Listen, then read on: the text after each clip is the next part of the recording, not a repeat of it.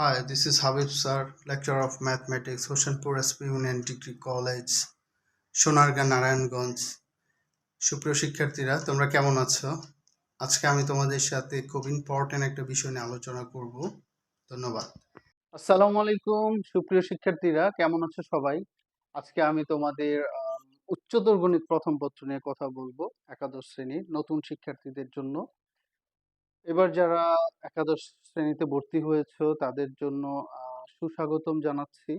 তোমাদের উচ্চতর গণিত প্রথম পত্রের ম্যাথ সিলেবাসটা আমি আজকে বুঝাবো। সুপ্রিয় শিক্ষার্থীরা, আমরা এখন খুব সুন্দরভাবে উচ্চতর গণিত প্রথম পত্রের সিলেবাসটা বুঝে নিব এবং সেই অনুযায়ী সারা বছর প্রিপারেশন নিব। তো তোমরা একটু মনোযোগ সহকারে সিলেবাসটা বোঝার চেষ্টা করো, আমি তোমাদেরকে বুঝিয়ে দিচ্ছি, ঠিক আছে? উচ্চতর গণিত প্রথম পত্র, পূর্ণমান 100। এই 100 মার্ক কিভাবে ক্লাসিফিকেশন করেছে এখন তোমরা সেটা জানবে। তত্ত্বীয় অংশ 75 থাকবে আর ব্যবহারিক অংশে থাকবে 25 নম্বর। এই হচ্ছে 100। তত্ত্বীয় অংশ কিভাবে 75 সেটা কিভাবে ভাগ করা হয়েছে?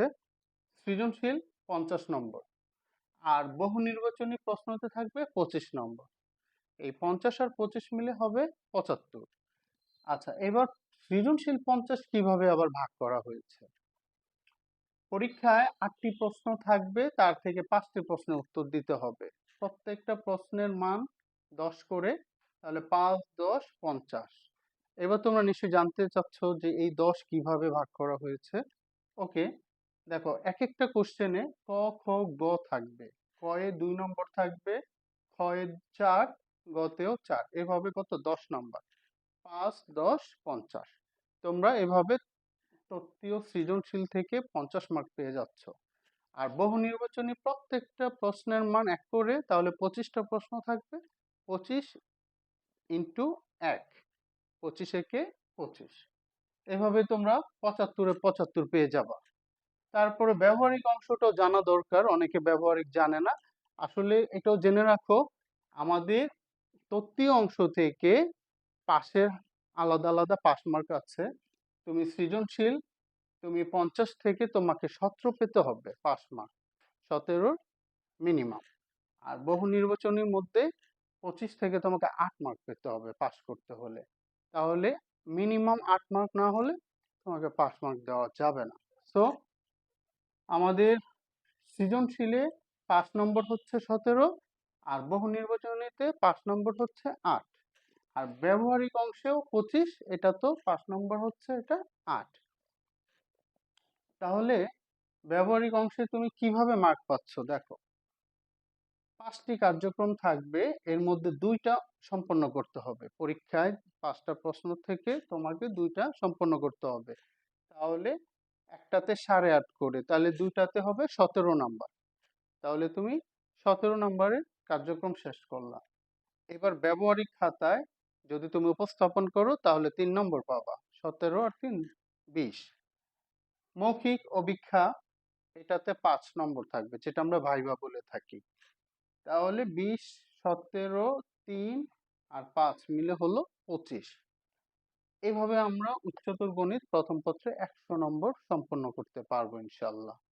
আর তোমরা আমার নিয়মিত ভিডিও, এই ক্লাসের অনেক কিছু জানতে চাইলে তোমরা আমার এই চ্যানেলটাকে সাবস্ক্রাইব করে দিবে, হাবিবস ক্রিয়েটিভিটি। আর আমার মোবাইল নাম্বার হচ্ছে 019236166125। তোমরা চ্যানেলটা সাবস্ক্রাইব করলে আমার ভিডিওগুলো নিয়মিত পেয়ে যাবা। ধন্যবাদ। সুপ্রিয় শিক্ষার্থীরা, আমি এখন তোমাদের সাথে উচ্চতর গণিত প্রথম পত্রের সৃজনশীল 50 নম্বর নিয়ে আলোচনা করব। তো একটু ভালোভাবে খেয়াল করো, এই 50 নম্বর পেতে হলে তোমাকে কি কি কাজ করতে হবে। উচ্চতর গণিত প্রথম পত্র সৃজনশীল প্রশ্ন 50 নম্বর। সৃজনশীল 2টা ভাগে ভাগ করা হয়েছে, একটা হচ্ছে ক বিভাগ আর একটা হলো খ বিভাগ।